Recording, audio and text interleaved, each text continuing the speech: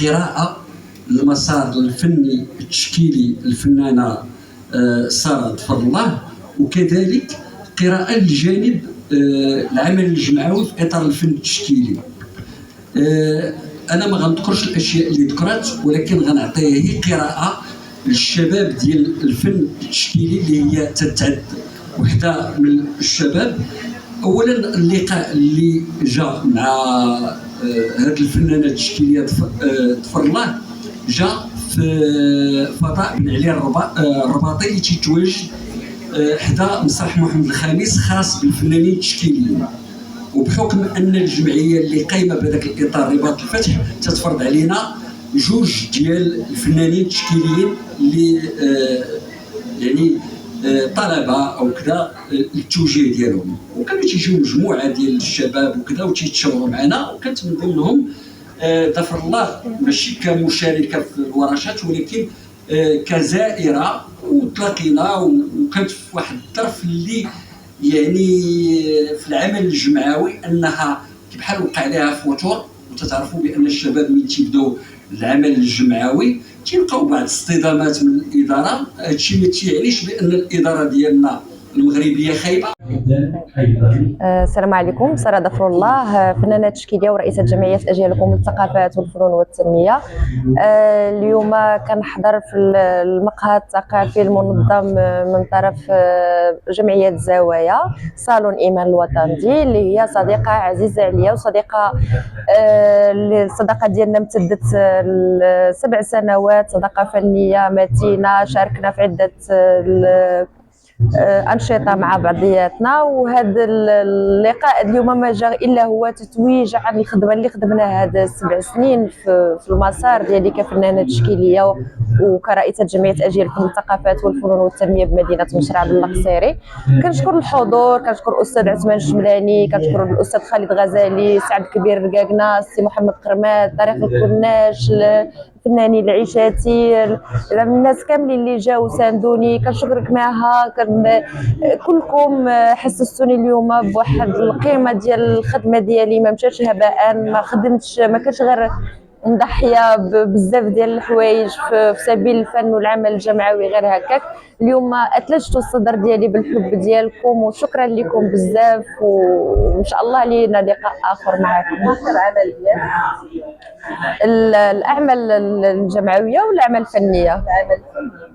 العمل الفني انا في هذا الشهر الاخير كانوا عندي شويه ديال اللوحات خدمتهم، هما لوحات تعبيريه كيعبروا على المراه والصراع ديالها في المجتمع، القوه ديالها والالام ديالها اللي كتحمل المراه في جميع الاصعده اللي سواء اجتماعيه او نفسيه او في العمل.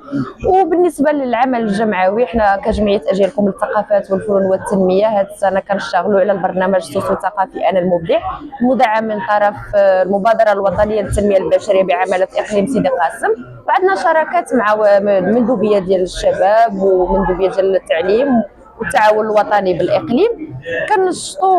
كنشطوا المؤسسات التابعه لعماله اقليم سيدي قاسم، يعني اللي فيهم دور الطالبات، وكان المؤسسات التعليميه كنقريو الدراري الاطفال والشباب الرسم والمسرح واللغات الحيه، وبالاضافه الى التنشيط ديالنا في مؤسسه دار الشباب وباقي الانشطه اخرى ان شاء الله غادي نعلنوا عليهم من بعد. كل ما لدي من قوه، وهطل حولي كزخات مطر، لقد حام الموت حولي واستشعرت خطاه ورأيت أثره، وبت أترقب دوري كل يوم، أنتظر أين سيحط الرحال. من الضحية هذه المرة؟ لا هي حياة عشتها ولا هو موت عايشته. عشت كابوس الممات، كان هاجسي اليوم في كل حالة اغتنام. هي معاناتي، هذه الحكاية حكيتها بكل ما عانيت به عندما مرضت بكورونا، كادت أن تقتلني، وقد مررت المرض لأبي وعانى نفس الشيء. يعني أول مرة جاتني كورونا كتبت هذا الأخصوصة، أتمنى أن تمر للبقية حتى هي شوية طويلة. السلام عليكم، مساء الخير عليكم. معكم وفاء العنزي، شاعرة وكاتبة من مدينة القنيطرة. أنا اليوم كان حفل توقيع الكتاب ديالي. استضفوني صالون إيمان الونطدي للثقافة والفن. من هذا المنبر كنشكرهم شكر كبير، شكر خاص وخالص للمنابر اللي جات وكبات الحدث. شكر لكل الضيوف اللي جاوا من مدن بعيدة، لكل الشاعرات، الكاتبات، الكتاب، لكل الحضور الكريم.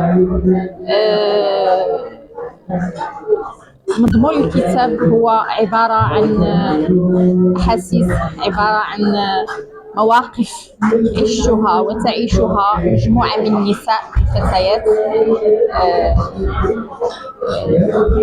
يتكلم عن الألم، يتكلم عن الأمل، يتكلم عن الفرح، يتكلم عن الحزن، يتكلم عن مسيرة الحياة، ما نمر به. وأقول دائما ألم مكتوب خير من ألم مكتوم. أنا أعبر بلسان مجموعة من النساء في عدة مواقف ومجموعة من الأحاسيس. تحية لكم جميعا وتحية لكل الحضور وشكرا لكم.